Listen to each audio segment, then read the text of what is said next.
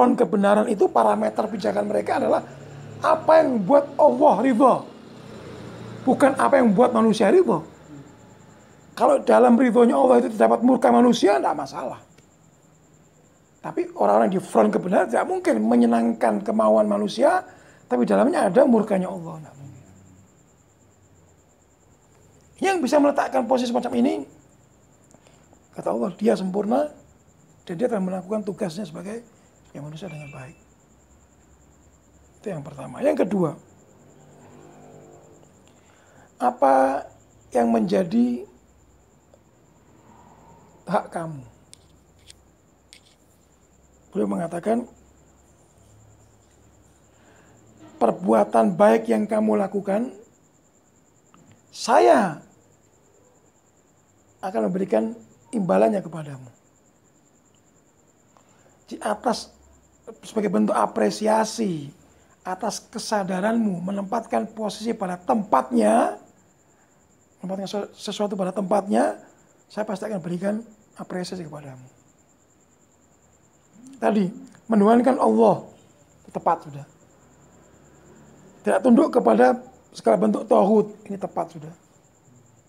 Tidak melakukan tindakan-tindakan yang bisa mencemarkan nama baiknya sendiri, ini tepat sudah.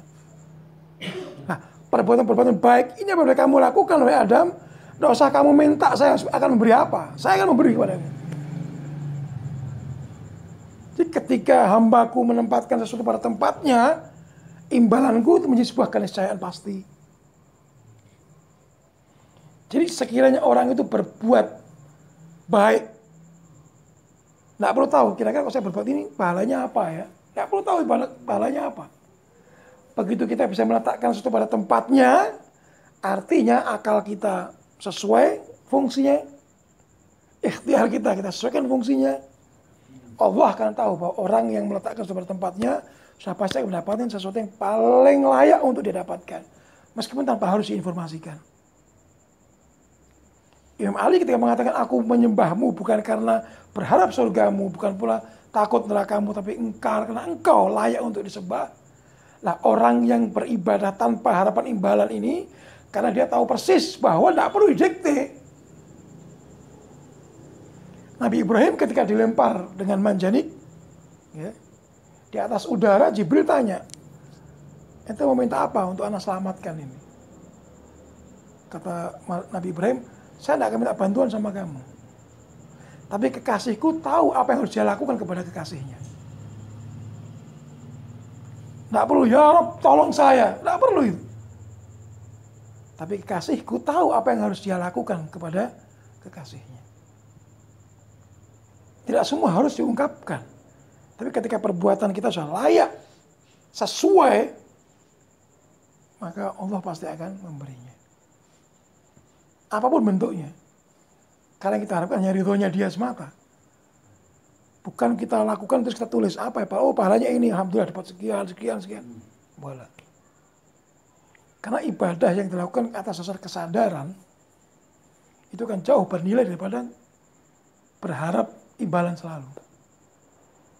Kalau Anda perhatikan, Anbiya diutus maupun para imam diutus bukan untuk mencetak orang itu ikut ke mereka tanpa ada kesadaran sendiri, tidak ada. Mereka diutus untuk memerdekakan manusia itu sendiri dalam mengambil sikap.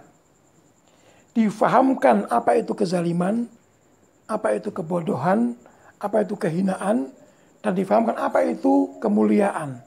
Dan bagaimana menapaki jejak kemuliaan, dan bagaimana menghadapi kezaliman. Supaya apa? Mereka sadar sendiri. Ketika mereka berhadapan sama bentuk kezaliman, mereka bisa mengambil sikapnya. Jadi bukan, yang penting anak ikut antum. Apa kata antum? Bukan itu semua. Ada kalanya intoleran tidak bersama saya.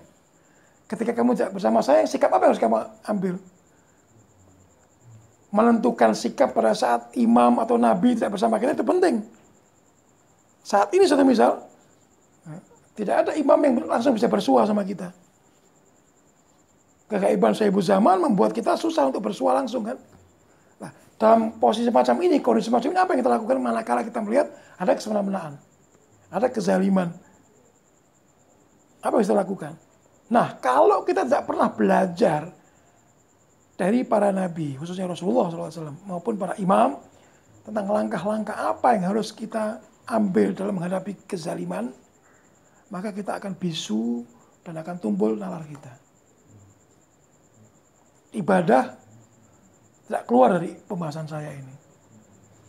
Mereka ingin mencetak kita ibadah karena kita suka, karena kita senang. Karena kita ingin bersyukur kepada Allah sebagai Tuhan kita. Salat satu misal merupakan salah satu ekspresi bentuk syukur seorang hamba kepada Allah SWT. Kan begitu. Untuk berterima kasih kita ini. Wah, kita mau kasih apa ke Allah ini? Tidak akan pernah bisa kita berikan sesuatu ini. Allah hanya mengatakan kamu lakukan ini. Bahkan dikasih tahu bocorannya. Sholatnya seperti ini, bacaannya ini, rakaatnya sekian.